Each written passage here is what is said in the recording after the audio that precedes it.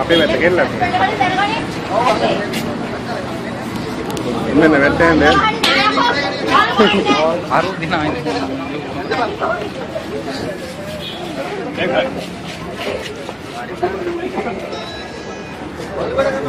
කෙල්ලන්ට අනම්මන කියන එක තමයි මේකගේ සවුන්ඩ් එකේ ඉඳන්නේ. එහෙම. කෙල්ල දෙන්නද? කොල්ල කෙල්ල දෙන්න අපේ ගාවේ.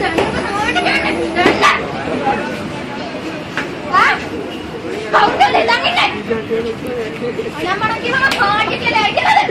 හා? පුතිය. මට කියවනේ ඔය පාර. හරිද? මොකද ඕනේ බන්නේ? හා? මොකද ඕනේ?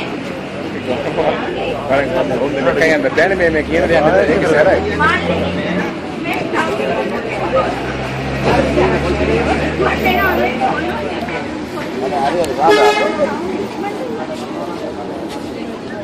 සයම් මතක තියාගන්න හරිද?